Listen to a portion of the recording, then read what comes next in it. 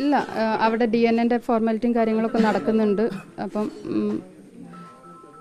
അത് അവർ എത്രയും പെട്ടെന്ന് തന്നെ ചെയ്ത് നാട്ടിലെത്തിക്കാനുള്ള സംവിധാനം ചെയ്യാമെന്ന് പറഞ്ഞിട്ടുണ്ട്.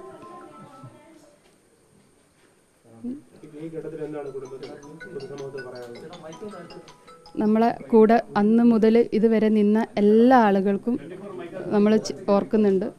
ഇന്നലെ നമുക്ക് പറയാൻ പറ്റിയൊരു മാനസികാവസ്ഥയിൽ നിങ്ങളെല്ലാവരും നമ്മളെ വിളിച്ചിട്ടുണ്ട്, പക്ഷെ ഒന്നും പറയാൻ പറ്റിയൊരവസ്ഥയല്ല.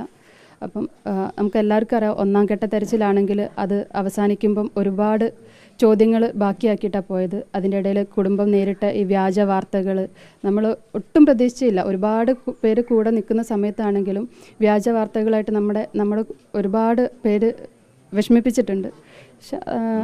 യൂട്യൂബ് ചാനലുകൾ പലരും വലിയ രീതിയിൽ മൈലേജ് എടുത്തിട്ടുണ്ട്. നമ്മളെ അനിയൻ്റെ പേരിലുള്ള യൂട്യൂബ് ചാനൽ കുടുംബത്തിന് ഒരു ബർത്ത്ഡേ പാർട്ടിയൊക്കെ നടത്തി എന്നൊക്കെ പറഞ്ഞിട്ട് അങ്ങനെ പല തരത്തിലുള്ള വ്യാജ വാർത്തകളും അതിലൂടെയൊക്കെ നമ്മൾ കടന്നു വന്ന് അർജുൻ ഞങ്ങൾക്കൊരൊറ്റ ഉത്തരം അറിയേണ്ടേ ഉള്ളൂ. നമ്മൾ അതായത് ഒരു സാധാരണ ആളുകൾ ഇത്രയും ആളുകളെ ഇടയിൽ കൂടെ ഇറങ്ങി നടക്കണം, എന്നിട്ട് നമ്മൾ മീഡിയേൻ്റെ മുന്നിൽ പോയതും വീണ്ടും വീണ്ടും ഇതൊക്കെ ആവശ്യപ്പെട്ട് ഞങ്ങൾക്ക് അർജുൻ എന്താ സംഭവിച്ചതെന്നുള്ളൊരൊറ്റ ഉത്തരം കിട്ടാനാണ്. ആ ഒരു ഉത്തരത്തിലേക്ക് എത്താൻ കുറച്ച് വൈകിപ്പോയി. എന്നാലും നമുക്ക് എല്ലാവർക്കും അത്രയും പ്രതിസന്ധി നിറഞ്ഞൊരു സമയമായിരുന്നു. കാലാവസ്ഥയാണെങ്കിലും എല്ലാ രീതിയിലും നമ്മൾ ഒരുപാട് ബുദ്ധിമുട്ടുണ്ടായിരുന്നു. പിന്നെ രണ്ടാം ഘട്ട തെരച്ചിൽ നിർത്തി വെച്ചപ്പോൾ ഭയങ്കര വിഷമമുണ്ടായിരുന്നു. ഇനിയിപ്പോൾ എന്തെന്നുള്ളൊരു ഇതുണ്ടായിരുന്നു.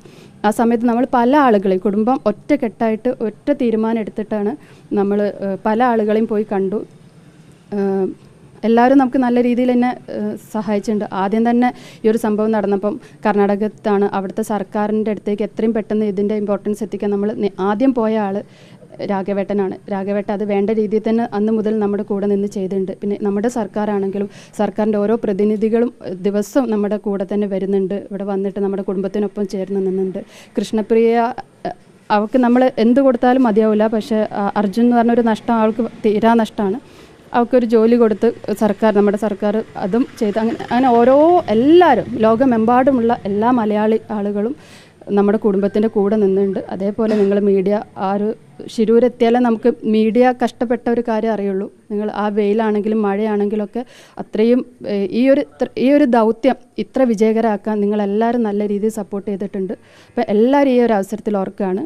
അവിടുത്തെ ജില്ലാ ഭരണകൂടാണെങ്കിലും നമുക്ക് ആദ്യ സമയങ്ങളിലൊക്കെ ഒരുപാട് വിവാദങ്ങൾ ഉണ്ടായിട്ടുണ്ട്. പിന്നെ ഈശ്വർ മാൽപ്പെ എല്ലാ ആളുകളും എല്ലാവർക്കും ഒരൊറ്റ ലക്ഷ്യമേ ഉള്ളൂ, അർജുൻ്റെ അടുത്ത് എത്തിപ്പെടുക. ഇനി പലരും പല രീതിയിലുള്ള മാർഗങ്ങൾ സ്വീകരിച്ചു. എല്ലാവർക്കും ഒരു ഉത്തരം കിട്ടി. നിങ്ങളൊക്കെ പോലെ തന്നെ ഞങ്ങൾ എന്താ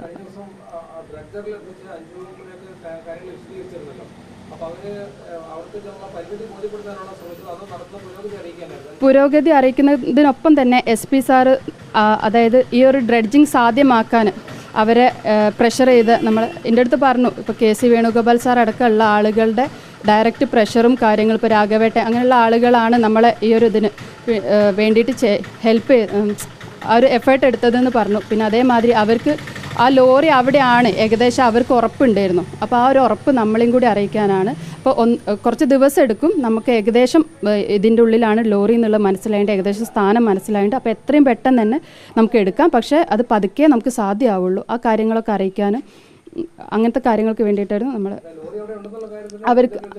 അവർ വിശദീകരിച്ചു. അവിടെ തന്നെയാണ് കിട്ടിയത്.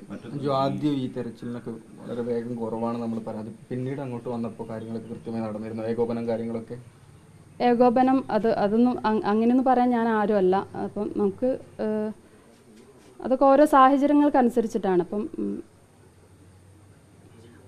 അതെനിക്ക് ഉത്തരമല്ല.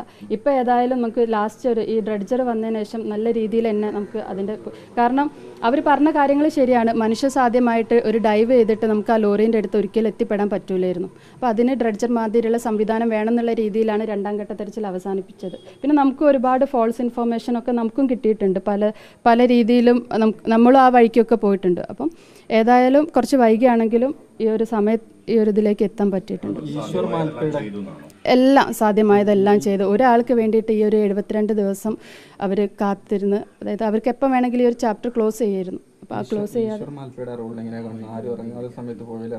പിന്നീട് ഭരണകൂടം മോശമായി പെരുമാറി എന്നൊക്കെ പറഞ്ഞ് പുള്ളി തിരിച്ചു പോകുന്നൊരു സ്ഥിതി കൂടി ഉണ്ടായി. അല്ല, അതൊരു തെറ്റിദ്ധാരണേൻ്റെ ഭാഗമാണ്. ഈശ്വർ മാൽപ്പെ സാറും അതേമാതിരി കുറേ പേര് ഇങ്ങനത്തെ മുങ്ങൽ വിദഗ്ധരൊക്കെ ഇതിനു വേണ്ടി ഹെൽപ്പ് ചെയ്തിട്ടുണ്ട്. നമ്മുടെ സതീസൈൽ സാറാണ് ഈശ്വർ മാൽപ്പേനെ അവിടേക്ക് കൊണ്ടുവന്നെന്ന് തോന്നുന്നുണ്ട്. അപ്പം ആവശ്യഘട്ടങ്ങളിൽ അവരുടെ സഹായം നമുക്ക് കിട്ടിയിട്ടുണ്ട്. പക്ഷേ ഈ ഡ്രഡ്ജിങ് കൊണ്ടുവന്നപ്പം നമ്മുടെ ഡ്രഡ്ജർ ഉപയോഗിച്ചിട്ടുള്ള എത്രയും പെട്ടെന്നുള്ള ഒരു കണ്ടുപിടുത്തം അതിനൊരു ചെറിയൊരു ഇതുപോലെയാണ്. അതുകൊണ്ടായിരിക്കും ജില്ലാ ഭരണകൂടം താൽക്കാലികമായിട്ട് ആക്കിയത്, അല്ലാതെ ഇഷർമാൽപ്പനെ തഴഞ്ഞിട്ടും കാര്യങ്ങളൊന്നും ആയിട്ടല്ല.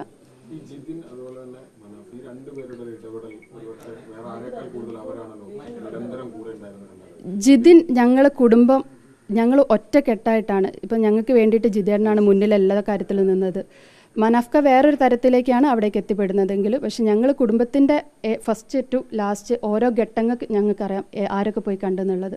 അപ്പം ജിതിൻ വേറെ രീതിയിലും മനാഫ്ക വേറെ രീതിയിലും ഞങ്ങളെ ലക്ഷ്യം ഒന്നാണ്. പക്ഷെ ഞങ്ങൾ ഒരുമിച്ചല്ല ഈ ഒരു ഡ്രഡ്ജിങ് എന്ന് പറഞ്ഞൊരു സംവിധാനം ഇവിടെ എത്തിച്ചത് വരെ നമ്മൾ അത്രയും കുടുംബത്തിൻ്റെ ഭാഗത്തു നിന്നുള്ള എഫേർട്ട്, അത് ഡ്രഡ്ജർ എത്തിച്ച ആളുകൾക്കറിയാം നമ്മൾ എടുത്ത എഫേർട്ട് എത്രയാണെന്നുള്ളത്. നമ്മൾ അത്രയും ഓരോ ആളുകളെ പോയി കണ്ട് നമ്മുടെ കൂടെ നിന്ന് ആ രാഘവേട്ടൻ, നമ്മുടെ സേൽ സാറ്, ഇങ്ങനത്തെ ആളുകളാണ് ഇത് നമ്മുടെ കൂടെ അവർ നിന്നതുകൊണ്ടാണ്. അല്ലാതെ നമ്മൾ അവർക്കെതിരെ നിന്നാൽ നമുക്ക് ഒരിക്കലും ഈ ഒരു ഡ്രഡ്ജർ എന്ന് പറഞ്ഞ സംവിധാനം എത്തിപ്പെടാൻ പറ്റില്ലായിരുന്നു. ഈ സോഷ്യൽ മീഡിയ ആക്രമണത്തെ കുറിച്ച് പറഞ്ഞതുകൊണ്ട് ചോദിക്കുകയാണ്. അന്ന് നിയമപരമായി പോകും കമ്മീഷണർക്ക് പരാതി കൊടുത്തിരുന്നൊക്കെ പറഞ്ഞല്ലോ, അത് പിന്നീട് എന്തെങ്കിലും? ഇല്ല, അതൊക്കെ അതിൻ്റെ രീതിയിൽ തന്നെ നടക്കുന്നുണ്ട്. പരാതികൾ ഒക്കെ ഫാമിലിൻ്റെ ഭാഗത്തും കൊടുത്തിട്ടുണ്ട്. മനാഫ്കയ്ക്ക് ഒരുപാട് ആക്രമണങ്ങൾ നേരിടേണ്ടി വന്നിട്ടുണ്ട്. ഇല്ല, അതൊക്കെ അവിടെ അതിൻ്റെ പ്രൊസീജിയർ അവർ വേണ്ട രീതിയിൽ ഇപ്പോൾ ഇവിടുത്തെ മന്ത്രിമാരാണെങ്കിൽ ഇടപെടുന്നുണ്ട്, അവിടുത്തെ അവരും ഇടപെട്ടിട്ട് വേണ്ട രീതിയിൽ ചെയ്തു തരും. നമുക്കിനി യാതൊരുവിധ ഒന്നുമില്ല, വേണ്ട കാര്യങ്ങളൊക്കെ അവരിപ്പോൾ വേണ്ട രീതിയിൽ തന്നെ എല്ലാവരും ചെയ്യുന്നുണ്ട്.